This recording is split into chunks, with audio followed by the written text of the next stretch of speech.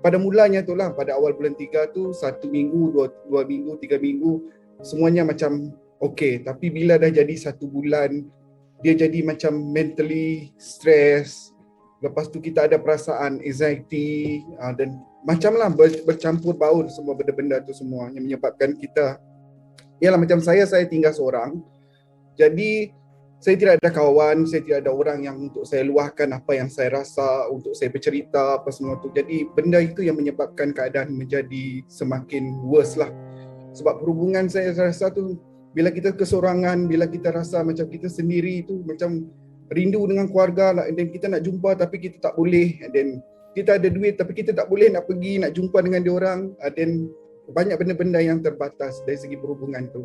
Dan sebelum ni saya tak pernah berkurung, jadi kehidupan saya sunyi lah, memang sunyi. Saya rasa dapat macam depresi, macam tu lah. Memang tak ada hala tuju lah dalam hidup saya selain daripada buat rutin, bangun tidur, tengok TV, apa benda-benda yang membosankan saya. Saya rasa macam, saya tak boleh hidup dalam keadaan macam tu lah. Sebab sebelum ni saya seorang yang sangat pack jadual saya. Maksudnya saya pun jarang tinggal di rumah apa semua. Jadi kehidupan aktiviti saya tu terlampau banyak di luar. Jadi bila berlaku benda-benda macam ni tu memang memberi impact lah dari segi kehidupan saya juga.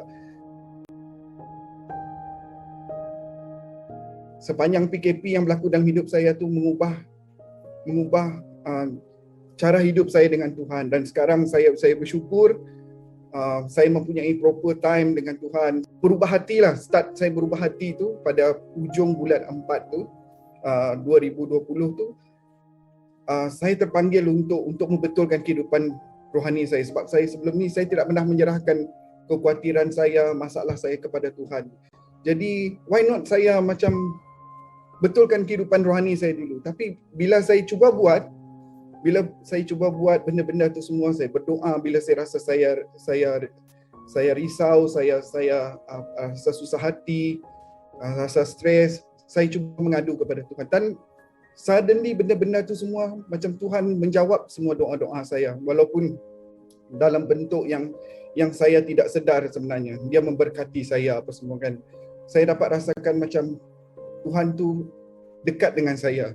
And then itulah titik permulaan untuk saya step forward untuk saya membetulkan kehidupan saya. Sebelum ni saya tidak ada kehidupan yang proper, dan maksudnya berdoa bila saya rasa saya teringat Tuhan. And then bila saya bangun tidur, kalau saya teringat saya berdoa lah, kalau tidak saya tidak buat lah. Macam itulah kehidupan saya pada masa tu tidak teratur. Sebab selama ini saya rasa macam Tuhan selalu cuba mau bercakap dengan saya, tapi saya selalu cakap, oh Tuhan kau senyap. Saya selalu macam tidak mengutamakan Tuhan ataupun tidak memfokuskan Tuhan dalam kehidupan saya. Saya selalu meletakkan diri saya sendiri sebagai yang menentukan hidup saya. Kalau dulu kalau apa yang saya inginkan saya tidak bisa dapatkan, saya selalu marah Tuhan, saya sering kecewa dengan Tuhan. Tapi saya sekarang, kalau saya tak dapat benda yang saya nak, saya boleh terima dengan benda tu dengan hati terbuka, kerana saya yakin dan percaya janji dan yang Tuhan berikan pada kita tu tidak pernah sia-sia sebenarnya. And then saya juga cuba saya cakap dengan Tuhan, saya tidak pernah membaca Bible habis dalam hidup saya. Saya tidak pernah. Selain saya baca ayat-ayat yang menarik-menarik ataupun ayat yang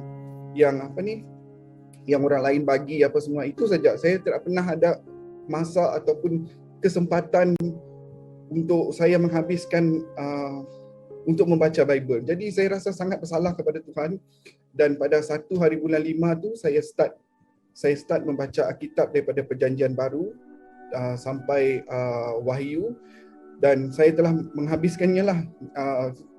Kitab Wahyu tu saya dah berjaya habiskan kitab di Perjanjian Baru pada 6 hari bulan 4 tahun 2021 tu saya dah habiskan Perjanjian Baru, dan sekarang saya bergerak ke Perjanjian Lama lah. Dan puji Tuhan lah, saya yakin dan percayalah ini kehendak Tuhan, apa yang Tuhan inginkan dalam kehidupan saya. Kerana sebelum ini saya tidak pernah merelakan ataupun pernah membiarkan Tuhan itu mengatur hidup saya.